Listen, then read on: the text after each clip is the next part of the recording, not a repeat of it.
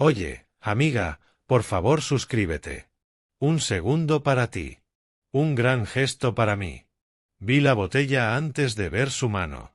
Vidrio verde oscuro, cuello con papel metálico elegante, del tipo que solo se abre cuando estás celebrando algo importante. Mi papá la sostenía con la mano izquierda, justo por debajo de la cintura, como si fuera algo casual. Pero fue su mano derecha la que me dejó helado. Él creía que nadie estaba mirando. Pero yo sí. 2 gotas de un líquido transparente salieron de un diminuto frasco de vidrio. Sin etiqueta. Las dejó caer dentro de la botella con un movimiento rápido, como si ya lo hubiera hecho antes.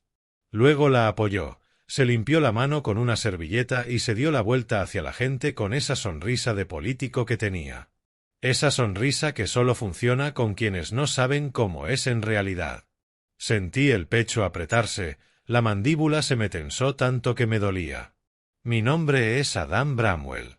Tengo 24 años y acababa de graduarme de la Universidad de Illinois en Chicago, con un título en Ingeniería Ambiental. Esa noche se suponía que era una celebración. Un rooftop en el centro de la ciudad, vista al skyline, flores por todos lados, una banda de jazz tocando suave. Mis padres nunca apoyaron mi carrera, pero ahí estaban, organizando la fiesta más grande que jamás habían pagado. Antes de seguir, dime en los comentarios desde qué ciudad o país nos estás viendo. Y continuamos. Todo se sintió raro desde el momento en que llegué. Invitados que no conocía, fotógrafos, inversionistas. Ni un solo compañero de clase, excepto mis 2 mejores amigos, Jesse y Matteo. Aquello parecía más el lanzamiento de un nuevo medicamento que una graduación. Pero me quedé callado, hice el papel del hijo agradecido. Entonces vi lo que vi. Sirvió el champán adulterado en una sola copa. Solo una. La separó en una bandeja y le susurró algo al mesero. El corazón me latía tan fuerte que pensé que iba a delatarme. Me acerqué fingiendo calma. Él ni siquiera parpadeó. Me entregó la copa como si nada hubiera pasado. Por los nuevos comienzos, dijo. La tomé, sonreí, asentí. Pero no bebí. En lugar de eso, me giré, recorrí la sala con la mirada y encontré a Nate, mi hermano mayor. El niño dorado. MBA, futuro director ejecutivo, el perro faldero de la familia. Caminé directo hacia él y le dije: «Felicidades, hermano. La rompiste este año». Él sonrió. «Gracias, hermanito. Pero esta noche es tuya». Le levanté la copa. «Entonces brinda conmigo». La tomó sin dudar. «Por la familia», dije. Chocamos las copas y se la bebió de un solo trago.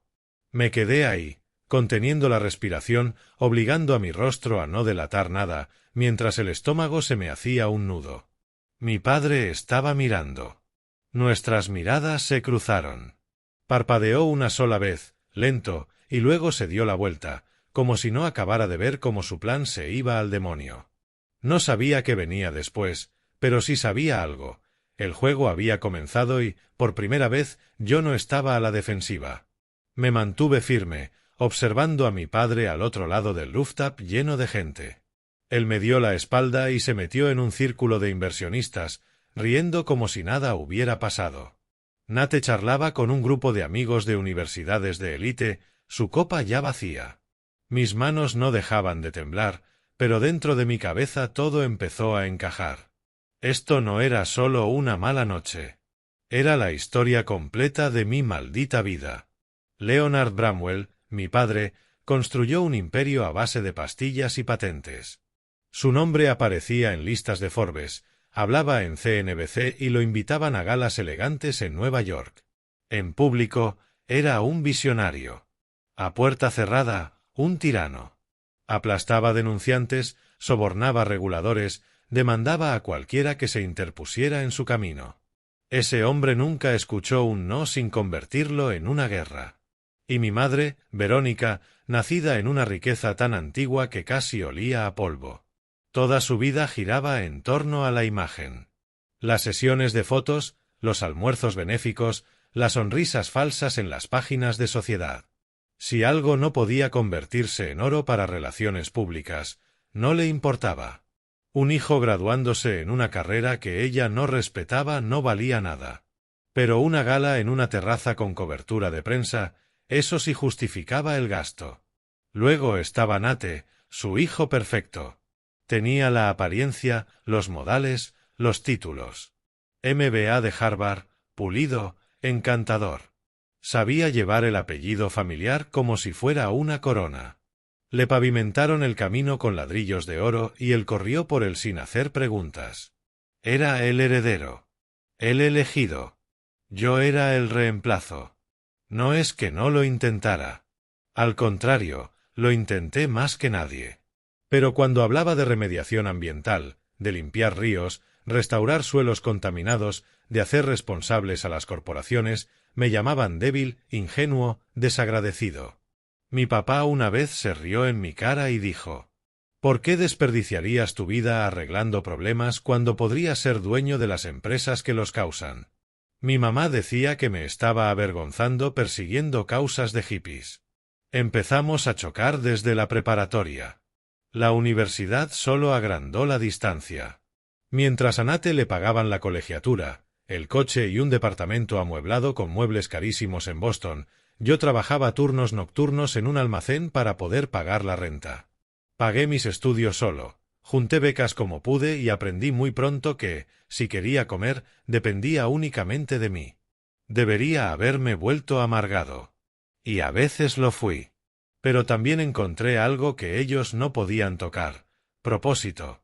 Cada vez que veía un arroyo ennegrecido por desechos o a un niño tosiendo cerca de una planta química, recordaba por qué había elegido esta lucha. Alguien tenía que limpiar el veneno que hombres como mi padre dejaban atrás. La única persona que siempre lo entendió fue mi abuela Eleanor. Ella era distinta al resto. Inteligente, independiente, con una fortaleza silenciosa que te hacía sentir que veía a través de toda la familia. Una vez, cuando yo tenía 19 años, me sentó y me dijo: no tienes que seguir su camino, Adam. Solo tienes que construir uno que no puedan quitarte. No entendí del todo lo que quería decir. No hasta que falleció 2 años después. Cuando leyeron el testamento, descubrí que me había dejado algo. No joyas, no un recuerdo simbólico. Un fideicomiso. Dinero de verdad. No supe la cifra exacta hasta mucho tiempo después, pero era grande. Lo suficientemente grande como para cambiarlo todo. Y lo dejó blindado, con cláusulas tan herméticas que mis padres no podían tocar ni un centavo. Era solo mío. Pero había una condición: no podía acceder a él hasta graduarme o cumplir 25 años, lo que ocurriera después. Ese pequeño detalle me encendió por dentro. Cada examen, cada trabajo, cada turno agotador, llevaba ese pensamiento conmigo: algún día voy a ser libre de ellos. Mis padres lo odiaban. Nunca dijeron la palabra celos, pero se les notaba en los ojos. No era por el dinero. A ellos les sobraba. Era por el control. Mi independencia era una bofetada. Cada logro sin su ayuda, cada paso sin su aprobación, era una prueba de que no eran dioses. Así que cuando entré a esa fiesta en la azotea con mi título en la mano, ya no era solo la oveja negra. Era el enemigo. Y se aseguraron de que nunca lo olvidara. Ser su enemigo no era solo una cuestión de principios. Resultó que también era cuestión de dinero. 9,5 millones de dólares. Eso fue lo que mi abuela me dejó. Yo no supe la cifra hasta mucho después, pero mis padres sí. Mucho antes de que se suponía que debían saberlo. El fideicomiso estaba tan bien hecho que ni el ejército de abogados de mi padre pudo romperlo. Las reglas eran simples: debía tener 25 años o el título universitario, lo que ocurriera después. Hasta entonces, el dinero quedaba intocable.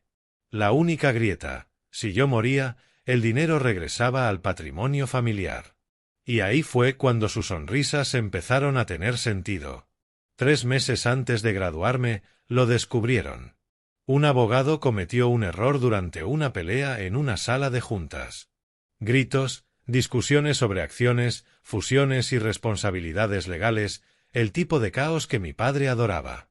En medio de todo, el hombre mencionó mi fideicomiso. No debía hacerlo, pero ya era tarde. Mis padres escucharon. Desde ese día, todo cambió.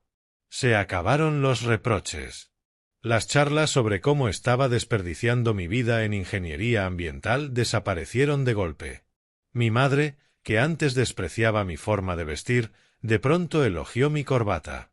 Mi padre, que ni se molestaba en saludarme en acción de gracias, empezó a preguntarme si necesitaba algo.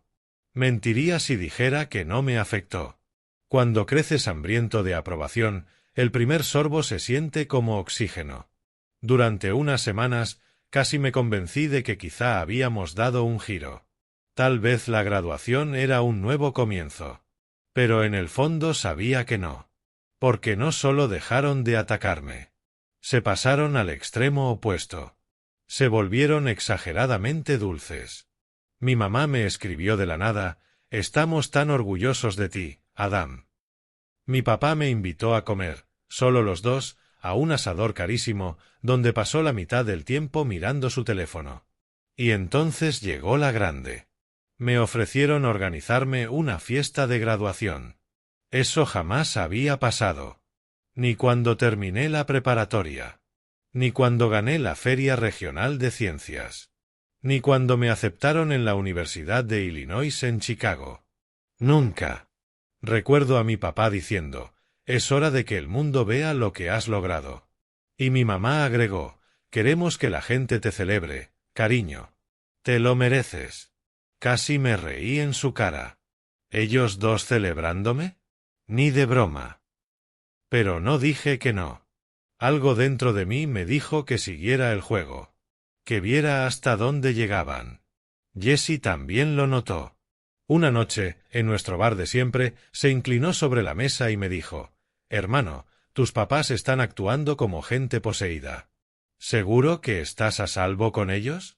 Me encogí de hombros. No les importo lo suficiente como para hacerme daño. Solo quieren control. Él arqueó una ceja. ¿No crees que estén planeando algo? En ese momento lo descarté. ¿Planeando? Son obsesivos de la imagen, no mafiosos. Pero no podía sacudirme lo forzado que se sentía todo. Cada llamada, cada cumplido, cada gesto educado. Era como si estuvieran ensayando la amabilidad en lugar de sentirla. Y cuando has vivido bajo su techo, aprendes a reconocer cuando algo es actuado. Aún así, el veneno jamás cruzó por mi mente. La noche de la fiesta, cuando mi papá me entregó esa copa, pensé que quizás solo estaba tratando de brindar conmigo frente a sus amigos. Tal vez era su manera de fingir que éramos una familia normal. Pero entonces vi la gota, el frasco, como se limpió la mano rápido con la servilleta. Ahí fue cuando todo encajó. 9,5 millones de razones para asegurarse de que yo no cruzara esa meta. 9,5 millones de razones para sonreírme de frente mientras tramaban algo a mis espaldas. Ahora, viéndolo en retrospectiva, me siento estúpido por no haberlo entendido antes. Pero en ese momento estaba atrapado entre dos verdades. Nunca me habían amado. Y ahora tenían un motivo para quererme fuera del camino. Esa fue la nueva realidad a la que entré. Y no pensaba rendirme. Eso no significaba que no estuviera nervioso la mañana de la graduación. Llegaron por mí en una camioneta negra enorme, como si fuera día de boda. Mi mamá se asomó por la ventana con una sonrisa tan tensa que pensé que se le iba a quebrar la cara. Dentro del coche, empezó a acomodarme la toga y el cuello, alisando arrugas que no existían, quitando pelusas imaginarias de mi manga. «Me lo vas a agradecer cuando salgan las fotos», dijo, como si todo mi título se redujera a una sesión fotográfica. Mi papá ni siquiera me miró cuando subí. Deslizaba el dedo por su teléfono y murmuró: «Vamos tarde». Y eso fue todo. Nate me saludó con uno de sus apretones perfectos. Mano firme, sonrisa pulida, una palmada rápida en el hombro, como si fuera el orgulloso hermano mayor y no el tipo que jamás me ayudó con una sola materia. Yo solo asentí. Cuando caminé por el escenario, Jesse y Mateo fueron los únicos que hicieron ruido de verdad. Se levantaron, silbaron, gritaron mi nombre mientras el resto del auditorio aplaudía con educación. No pude dejar de sonreírles. Ellos habían estado ahí en las noches de estudio interminables, la batería del coche descompuesta, las veces que pensé que no lo lograría. Ellos eran mi familia. Sin necesidad de sangre. Después de la ceremonia, fui con mis padres y con Nate al lugar del evento. En cuanto bajamos del coche, el contraste me golpeó. Esto no era una fiesta familiar. Era un evento. Flores blancas alineaban la escalinata. Música de jazz flotaba desde una banda en vivo. Meseros con chalecos negros cargaban charolas de champán como si fuera una recepción de boda. Cada menú tenía mi nombre grabado en letras doradas. Pero cuando miré a la gente, no eran los míos. Ni compañeros, ni profesores. Solo trajes, personalidades de medios, inversionistas brillosos, caras de dinero viejo bebiendo martinis. Extraños. Esto no era para mí. Era para ellos. Entonces vi a alguien que sí conocía. El Dr. Kirkman, mi mentor del Departamento de Ciencias Ambientales. Estaba apoyado en su bastón, hablando con dos ejecutivos que parecían querer estar en cualquier otro lugar. Cuando me vio, se le iluminó todo el rostro. Adam, dijo, dándome un abrazo. Estoy orgulloso de ti. De verdad orgulloso. Sonreí. Pero antes de poder agradecerle, su tono cambió. Miró de reojo y bajó la voz. Escucha, ten cuidado esta noche. Algo se está moviendo. He escuchado cosas. Presión de la agencia reguladora, demandas acumulándose. Bramwell Labs está en problemas. En problemas serios. No te metas en la explosión. Se me hundió el estómago. ¿A qué se refiere? Denunciantes, filtraciones de datos, cifras de residuos tóxicos que no cuadran. No puedo decir más aquí, pero créeme, alguien va a caer. Me apretó el hombro. Cuídate. Asentí, aunque tenía la garganta seca. Ese hombre nunca exageraba. Si decía que la empresa estaba hundida, lo estaba. Miré alrededor y vi a mis padres observándome desde el otro lado del salón. Mi mamá fingía beber. Mi papá susurraba algo a un mesero y señalaba hacia el bar. En cuanto notaron que los miraba, volvieron su atención a sus invitados. Jesse se acercó y habló en voz baja. Hermano, te están vigilando como halcones. Mateo cruzó los brazos. No solo vigilando. Controlando. Mira cómo mueven a la gente, cómo dirigen al personal. Esto no es para celebrarte. Es para montar algo. Tenían razón. Dondequiera que miraba, había otro mesero acomodando charolas, otra mirada fugaz hacia mí, otro cambio en la disposición de las mesas. Mi papá nunca dejaba nada al azar. Todo lo orquestaba. Pero esta vez no era un negocio. Era yo. Me obligué a seguir el juego. A estrechar manos, aceptar felicitaciones de gente que ni siquiera sabía cuál había sido mi carrera. Cada sonrisa se sentía como una máscara apretándose más contra mi piel. Cada choque de copas sonaba como una alarma. Algo estaba mal. Lo sentí crecer durante toda la noche. Y si el Dr. Kirkman tenía razón, esto ya no era solo un asunto familiar. Era algo más grande. Más sucio. Más peligroso. Pero no supe cuán peligroso hasta después. La música acababa de cambiar a algo más animado cuando me escabullí por un pasillo estrecho rumbo a los baños. El pulso ya me retumbaba en los oídos, pero lo que escuché a continuación casi me hizo caer. Dos voces. Mis padres. Me quedé congelado afuera de una puerta entreabierta del pasillo de servicio. ¿Estás seguro de esto?, susurró mi mamá, con una voz temblorosa que jamás le había oído. La respuesta de mi papá fue baja y cortante. Es una amenaza. Si habla del sitio de residuos, lo perdemos todo. No es letal. Solo lo suficiente para sacarlo del camino hasta que el fideicomiso regrese a la familia. El estómago se me revolvió. Residuos. Fideicomiso. Ni siquiera lo ocultaban. Por un segundo apoyé la mano en la pared para no caerme. El aire se sentía espeso. Quise entrar, gritar, exigir explicaciones. Pero sabía que no serviría de nada. Para ellos, yo ya no era un hijo. Era un obstáculo. Retrocedí, cuidando cada paso, y regresé a la luz del rooftop. La fiesta seguía como si nada. Risas, copas chocando, la banda iniciando otra canción. Nadie sabía que había veneno en el ambiente. Entonces salieron los meseros con charolas de copas de champán. Pero no el habitual. Este venía de un pequeño lote sacado de una cubeta plateada cerca de la mesa principal. Mi papá se movía como un general revisando a sus tropas. Tomó una sola copa, la inspeccionó y la apartó. Sus ojos se posaron en mí. Uno de los meseros me la llevó directamente. Mi padre tomó la copa y me la entregó él mismo, con el rostro liso como vidrio. Para mi hijo, dijo. Cada nervio de mi cuerpo me gritó que la estrellara contra el suelo. En vez de eso, forcé una sonrisa, la tomé y asentí como si nada pasara. Gracias, papá. Me giré despacio, cuidando que no me temblara la mano, y busqué a Nate con la mirada. Estaba riendo con dos inversionistas, la corbata perfectamente aflojada, el encanto al máximo. Me acerqué manteniendo la calma, aunque sentía que el corazón se me partía en dos. Nate, dije, levantando la copa. Él sonrió. ¿Y esto? ¿Ahora sí brindamos juntos? ¿Esta noche es de familia? Sostuve su mirada un segundo antes de extenderle la copa. Toma esta. Yo voy por la tuya. Ni lo cuestionó. Se rió, intercambiamos las copas y brindó. Por la familia.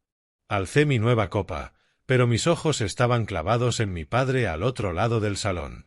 Él estaba mirando. Y sabía exactamente lo que yo había hecho. Nate inclinó la cabeza y bebió. Hasta la última gota. La gente aplaudió. Las copas sonaron por todos lados. Yo sonreí como si perteneciera a ese momento. Por dentro, el estómago se me retorcía con tanta fuerza que pensé que iba a vomitar. Crucé la mirada con Jessie. Estaba grabando con su teléfono, el ceño fruncido, como si percibiera que algo no cuadraba. Matteo permanecía rígido, con los brazos cruzados, escaneando a la gente igual que yo. Mi mamá se acercó revoloteando, sus perlas rebotando contra el pecho, sonriéndole a Nate sin saber lo que acababa de pasar. Mi papá se quedó inmóvil, la mandíbula tensa, los puños ocultos a los costados. ¿Y yo? Yo seguí bebiendo del champán inofensivo de Nate, despacio, sin apartar la vista del hombre que intentó enterrarme antes de que pudiera vivir. Mantuve la sonrisa, sorbo tras sorbo, mientras los ojos de mi padre me atravesaban.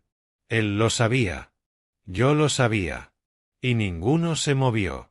25 minutos después, ocurrió el cambio.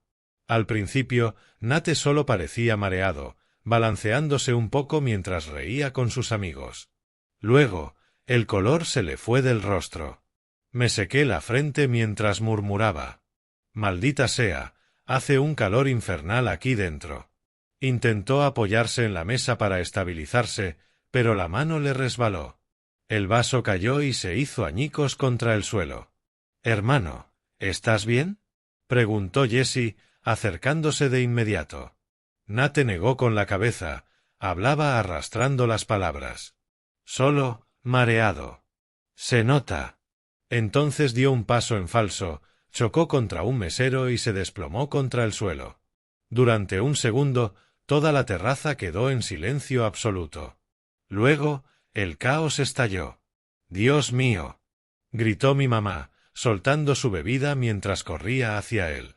Sus tacones resonaban sobre el piso como disparos. «¡Alguien ayúdelo!». Los invitados jadeaban y retrocedían. Varios celulares se alzaron en el aire para grabar. Mi padre se agachó junto a Nate, con la mandíbula tan apretada que parecía de piedra. «Llamen a una ambulancia», ordenó con voz firme, aunque vi el pánico titilar bajo sus ojos. No esperé. Me abrí paso entre la multitud, me agaché junto a Nate y grité: «Denme espacio. Necesita aire». Estaba empapado en sudor, los ojos se le iban hacia atrás, los músculos se le contraían como si intentaran activarse todos al mismo tiempo. Yo conocía esas señales. Mis cursos de toxicología volvieron a mi mente de golpe. Jesse estaba grabándolo todo. Mano firme, cámara fija en el caos. Captó el momento exacto del cambio, yo entregándole el vaso a Nate, la expresión de mi padre cuando Nate bebió. Sabía perfectamente lo que estaba registrando. Los paramédicos llegaron 10 minutos después, empujando entre la gente, con las mochilas golpeando y el desfibrilador chocando contra uno de ellos. Uno le tomó el pulso a Nate y me miró. «¿Qué tenemos aquí?», exigió. No dudé. Creo que es un anticolinérgico sintético, experimental. La empresa de mi padre trabaja con compuestos así. Necesita atropina ahora mismo. El paramédico parpadeó y gritó a su compañero. Actuaron rápido. Conectaron monitores, colocaron oxígeno sobre su rostro. «¿Quién eres tú?», preguntó el otro, mirándome como si no fuera un simple testigo alterado. Ingeniería ambiental, con formación especializada en toxicología. Mi voz sonaba firme, pero sentía el pecho a punto de partirse. Subieron a Nate a la camilla y se lo llevaron a toda prisa. Mi mamá gritaba su nombre como si fuera un salvavidas. Mi padre se quedó atrás, pálido, con la mano cerrada alrededor de su vaso. No siguió la camilla. Ni siquiera se movió. Intenté subir a la ambulancia, pero seguridad me detuvo. Así que pedí otro auto, llamé a mi abogado y luego al oficial de seguridad de la universidad, que sabía perfectamente hasta dónde habían estado bordeando los límites los laboratorios de mi padre durante años. Me temblaban los dedos sobre el teléfono, pero forcé la calma en mi voz. Cuando llegué al hospital, fui directo al área de urgencias. Ingresó hace 10 minutos. Varón joven, síntomas tóxicos agudos. Tengo información importante para el médico a cargo. La enfermera dudó un segundo, pero al oír la urgencia en mi tono me dejó pasar. La doctora, de unos 40 y tantos años, mirada afilada y cero paciencia, me interceptó afuera de la habitación de Nate. «¿Quién eres?», preguntó. «Soy su hermano. Escuche, es un anticolinérgico sintético de acción rápida. Lo ingirió hace menos de 40 minutos. Necesitará soporte respiratorio, atropina y quizá fisostigmina, según la dosis». Alzó las cejas. «¿Y cómo sabes todo eso?». «Por mi formación. No estudié esto de adorno. Sé reconocerlo». No perdió un segundo. Se giró hacia su equipo. «Administren atropina. Monitoreo cardíaco continuo. Prepárense para posibles convulsiones». Observé a través del vidrio mientras trabajaban. Tubos, cables, órdenes firmes. Cada pitido del monitor me revolvía el estómago. Finalmente, después de lo que pareció una eternidad, pero seguramente fueron 15 minutos, la doctora salió. Sus guantes estaban empapados de sudor. «Está estable», dijo. Pero estuvo muy cerca. 30 minutos más y su corazón podría haber fallado. Solté el aire que no sabía que estaba conteniendo. Las manos aún me temblaban, pero el peso en el pecho aflojó lo suficiente como para mantenerme en pie. Nate estaba vivo, por ahora. Y yo no había terminado. Ni de lejos. Nate estaba estable, pero yo no me fui del hospital. Me planté en una silla de plástico duro frente a su habitación. La camisa empapada, los puños tan cerrados que las uñas se me clavaban en la piel. Entonces entraron 2 detectives del departamento de policía. Placas visibles. «¿Adam Bramwell?», preguntó el mayor. «Sí», respondí con voz áspera. «Necesitamos su declaración». Desde el principio. Me llevaron a una sala lateral con una mesa de fórmica y luces fluorescentes zumbando. Les conté todo, el champán, el frasco, la discusión en el pasillo. Sin titubeos. Luego les entregué el vídeo de Jesse. Ya lo había subido a la nube y me había enviado una copia. El vídeo mostraba el momento con claridad absoluta. Mi padre entregándome el vaso, yo pasándoselo a Nate, la expresión de mi padre cuando Nate bebió. No era todo el crimen, pero bastaba para trazar el cuadro. ¿Y el motivo?, preguntó uno de los detectives, escribiendo en su libreta. La herencia. 9,5 millones de dólares de mi abuela. Bloqueados hasta que me gradúe o cumpla 25 años. Si muero, el fideicomiso vuelve al patrimonio familiar. El detective más joven alzó las cejas. ¿Está diciendo que su padre intentó matarlo por dinero? No lo digo. Se lo afirmo. Me incliné hacia adelante. Lo escuché. Mi mamá le preguntó si estaba seguro. Él dijo, si denuncia el sitio de desechos, lo perdemos todo. No es letal, solo lo suficiente para sacarlo del camino hasta que el fideicomiso regrese. Sus palabras, no las mías. La puerta se abrió de golpe antes de que respondieran. Mi padre entró acompañado de un abogado, traje impecable, corbata perfecta, como si no acabara de ver a su propio hijo desplomarse. Esto es absurdo, espetó. Mi hijo es inestable. Siempre ha sido resentido. Envenenó a su hermano y ahora inventa historias para cubrirse. Me puse de pie de un salto. ¿De verdad cree que alguien va a creer eso? Usted me dio el maldito vaso. El abogado levantó la mano. Señor Bramwell, siéntese. Déjeme manejar esto. Mi padre sonrió con desprecio. Siempre ha sido paranoico. Fracasó en todo lo que le dimos y ahora se desquita. Pregunten a cualquiera que lo conozca. Basta, ordenó el detective mayor. Escucharemos a ambas partes. Pero los resultados toxicológicos llegaron en menos de una hora. El compuesto en la sangre de Nate no era ningún misterio. Coincidía con un prototipo registrado bajo pruebas restringidas en Bramwell Labs. Uno que ni siquiera estaba aprobado para ensayos en humanos.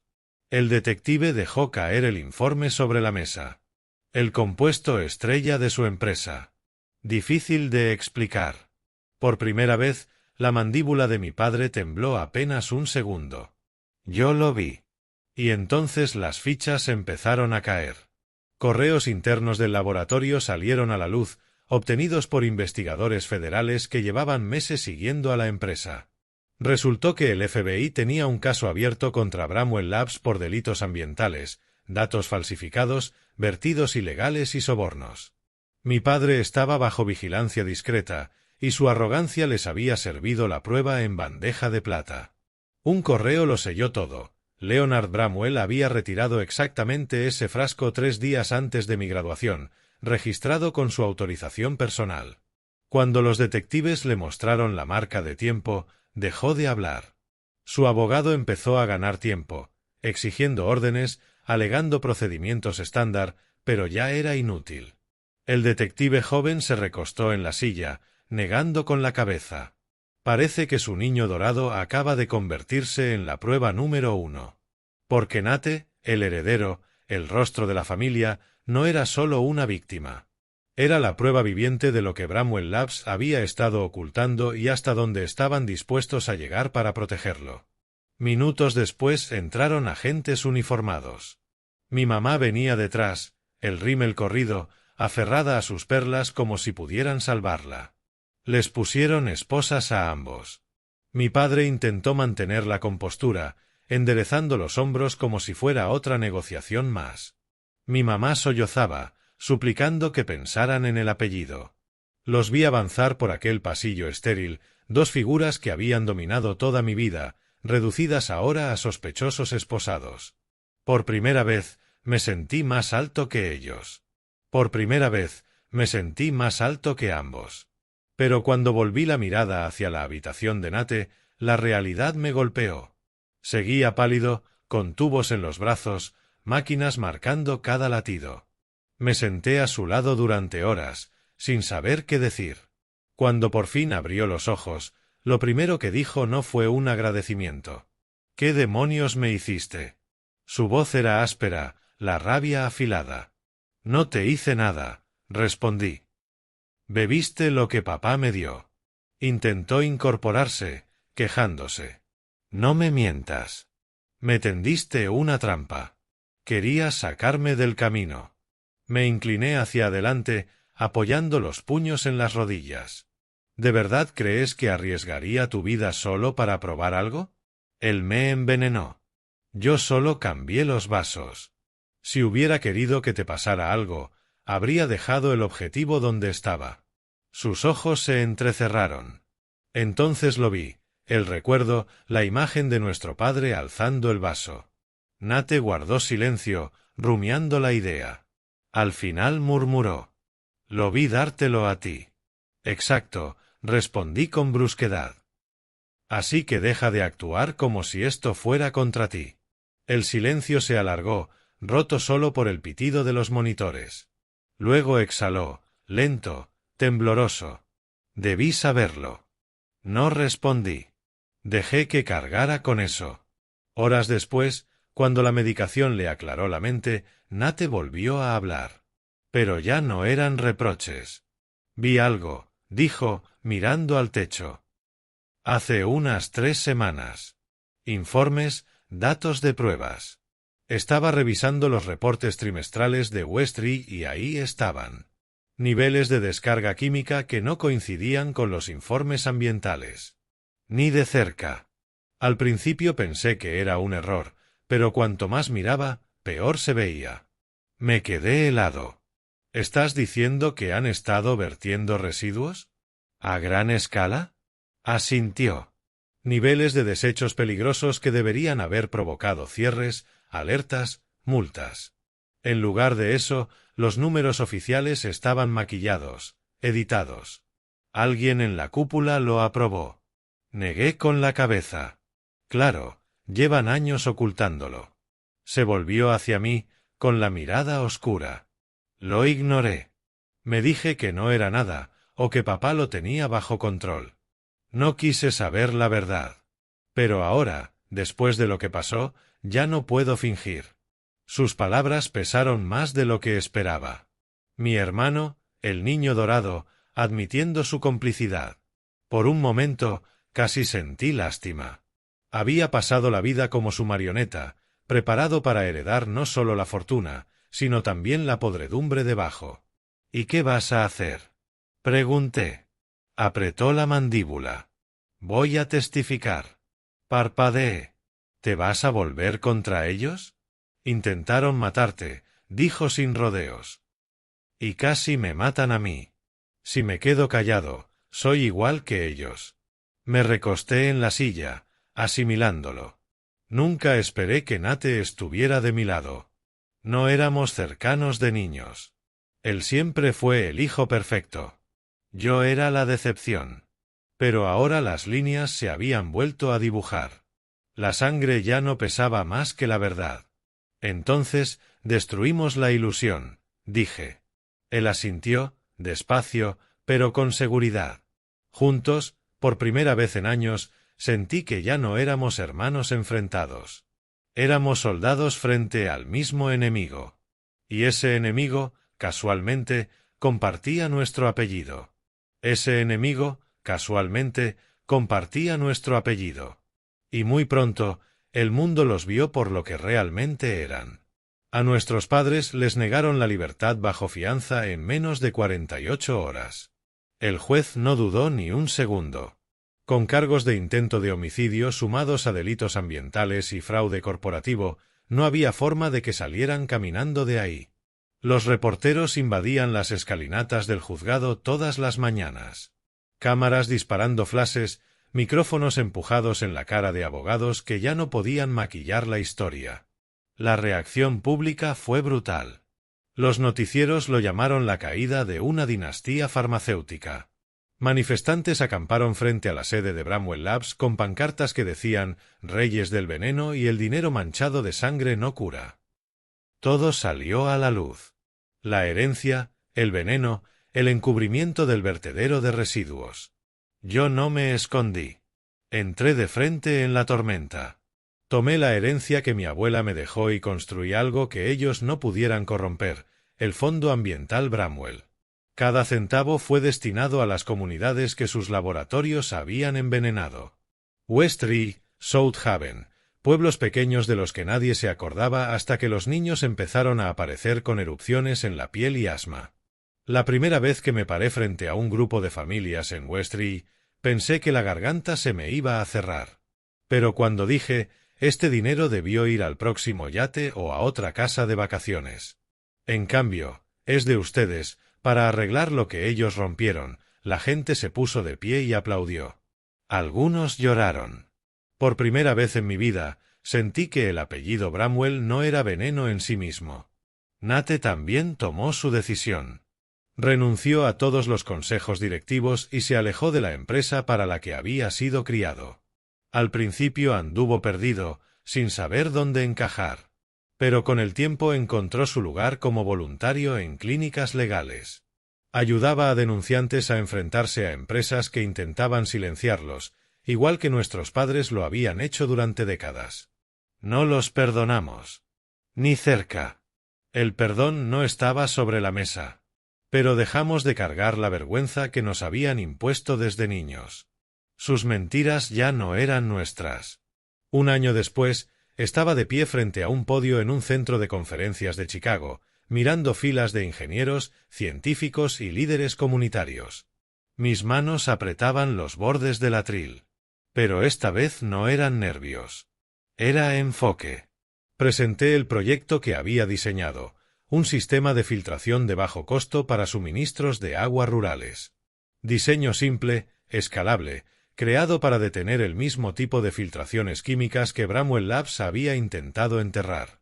Expliqué las especificaciones, las pruebas, los resultados. Y cuando terminé, la sala se puso de pie y aplaudió. No un aplauso educado, sino uno real, atronador, que hacía vibrar el aire. Recorrí el público con la mirada y lo vi. Nate, en la última fila, sin saco, con las mangas arremangadas. Ya no parecía el heredero pulido de antes. Parecía un hombre que había elegido su propia vida. Cuando nuestras miradas se cruzaron, asintió una sola vez. Pero lo dijo todo. Durante años estuvimos divididos, el niño dorado y la oveja negra, el favorito y el fracaso. Ahora estábamos del mismo lado, derribando el imperio que casi nos destruye a los dos. El eco de los aplausos aún resonaba cuando llegó el último capítulo. La sala del tribunal estaba llena. Reporteros, manifestantes, incluso algunos exempleados de Bramwell Labs sentados en el público. El aire era pesado, como si todos esperaran oír cómo se sellaba el ataúd del imperio.